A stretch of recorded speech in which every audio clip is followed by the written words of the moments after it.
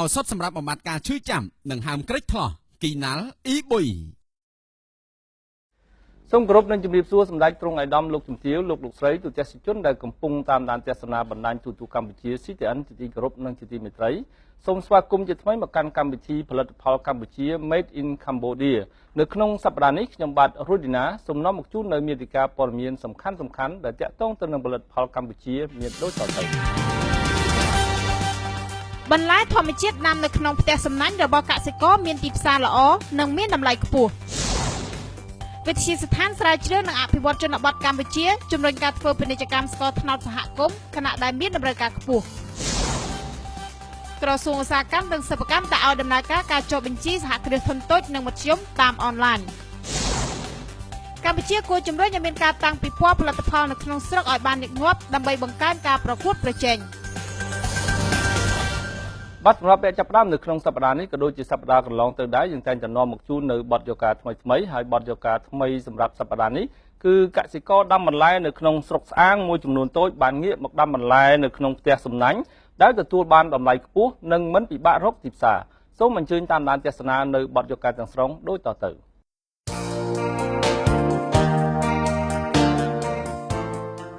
ស្រុកស្អាងខេត្តកណ្ដាលជាតំបន់ផ្គត់ផ្គង់បន្លែប្រចាំថ្ងៃដ៏ធំមួយមកកាន់រាជធានីភ្នំពេញនៅតាមបណ្ដាខេត្តក្រុងផ្សេងទៀតនៃប្រទេសកម្ពុជាប៉ុន្តែបន្លែស្លឹកឬផ្លែភាគច្រើននៅទីនេះត្រូវគេដឹងថាជាបន្លែដែលសម្បូរទៅដោយសារធាតុគីមីដែលកសិករបានប្រើប្រាស់ដើម្បីបំពន់ឲ្យដំណាំលូតលាស់ល្អនិងថ្នាំពុលសម្រាប់សត្វល្អិតដើម្បីការពារទៀតផងផ្ទុយពីកសិករដ៏ច្រើនលើសលប់ទាំងនោះកសិករមួយចំនួនតូចដែលរស់នៅក្នុងតំបន់នេះបានផ្លាស់ប្ដូរអេរិយាប័ត្រនៃការផលិតបន្លែដ៏គ្រោះថ្នាក់ទាំងនោះមកងាកមកដាំបន្លែធម្មជាតិក្នុងផ្ទះសំណាញ់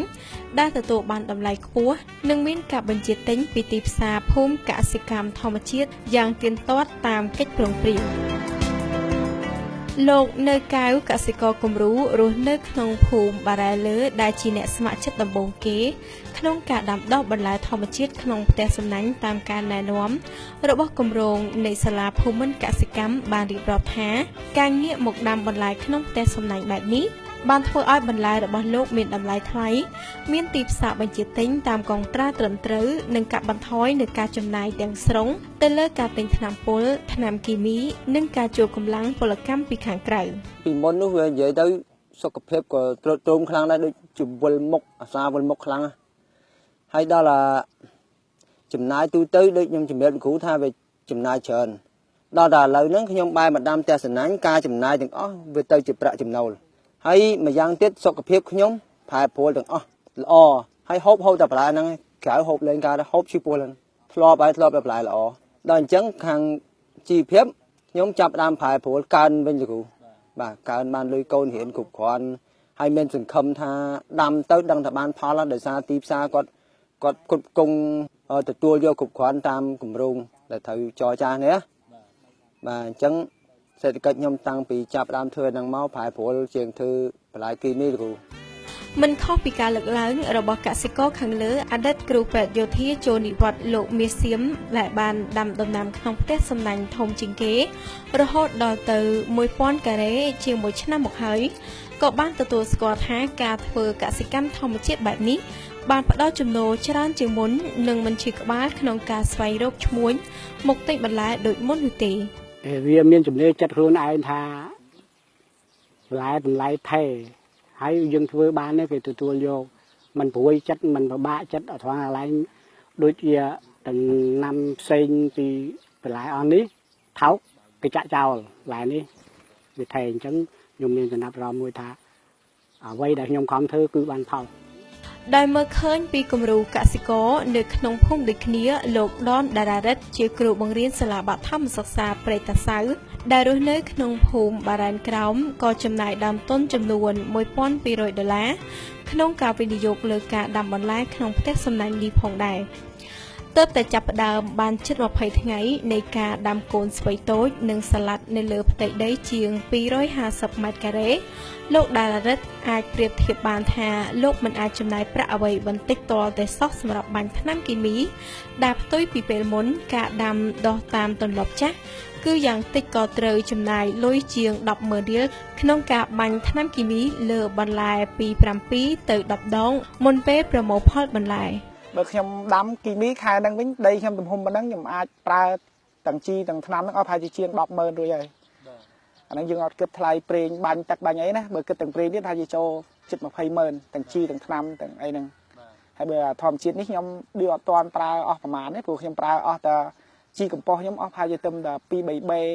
ដែលខ្ញុំលាយមួយអាចគោហ្នឹងអាចគោខ្ញុំទិញមកមួយល្មមខ្ញុំប្រើអស់អត់ទាន់បានពាក់កណ្ដាលទេអញ្ចឹងខ្ញុំចិត្តប្រមូលផលហើយណា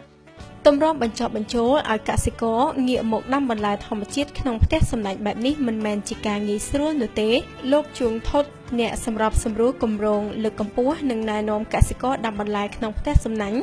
នៃសាកលវិទ្យាល័យភូមិន្ទកសិកម្មបានបញ្ជាក់ថាគេមានការលំបាកច្រើនក្នុងកិច្ចការនេះដោយត្រូវធ្វើការពិសោធន៍ជាក់ស្ដែងជាមួយនឹងកសិករជាច្រើនលើកដើម្បីឲ្យពួកគាត់យល់ដឹង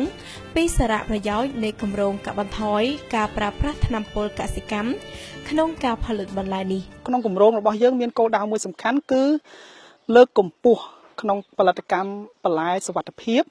លើកកម្ពស់ជីវភាពរបស់កសិករហើយនឹងចូលរួមក្នុងការថែរក្សាបរិស្ថានដូច្នេះខ្ញុំគិតឃើញថាមានតែផ្ទះសំណាញ់ទេទើបអាចជំនួសឲ្យការមិនបាញ់ថ្នាំបានពីព្រោះយើងបានសិក្សាដឹងថាបន្លែទទួលរងការខូចខាតតែពីសត្វល្អិតធំចំនួន2ទី1គឺប្រភេទគេកសិករយើងហៅទុយគាអ្នកខ្លះក៏ហៅ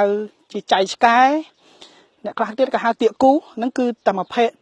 មួយប្រភេទទេហើយនឹងមួយទៀតគឺមេអំបៅដែលវាពងនឹងញាស់កើតទៅជាដង្កូវដែលបំផ្លាញដំណាំរបស់កសិករអញ្ចឹង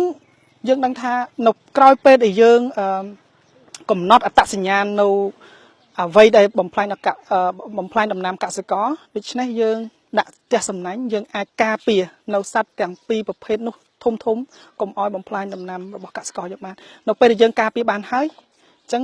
កសិករនឹងមិនត្រូវការប្រើប្រាស់ថ្នាំពុលទៀតទេហើយផលិតផលដែលបានមកពីផ្ទះសំណាញ់នឹងក្លាយជាផលិតផលដែលមានសុវត្ថិភាពក្នុងការបរិភោគ ថ្មីបើមានការចូលរួមលើកកម្ពស់ក្នុងការដាំដុះបន្លែធម្មជាតិពីមន្ត្រីកសិកម្មយ៉ាងយកចិត្តក៏ដោយតែដើម្បីផ្ដល់ទំនុកចិត្តដល់អ្នកបរិភោគឬអតិថិជនរបស់ផ្សារភូមិកសិកម្មធម្មជាតិលោកសសេងឡុងប្រធានគ្រប់គ្រងផ្នែកលក់នៃផ្សារភូមិកសិកម្មធម្មជាតិដែលបានចុះប្រមូលទិញបន្លែពីកសិករដៃគូបានអះអាងថាគ្រប់ផលិតផលដែលផ្សាររបស់លោកប្រមូលទិញពីកសិករសុទ្ធត្រូវបានត្រួតពិនិត្យគុណភាពបន្ថែមនៅក្នុងមន្ទីរពិសោធន៍និងលើសពីនោះទៅទៀតគេបានរៀបចំឲ្យមានក្រុមអ្នកបច្ចេកទេសតាមដានការដាំដុះរបស់កសិករទៀតផង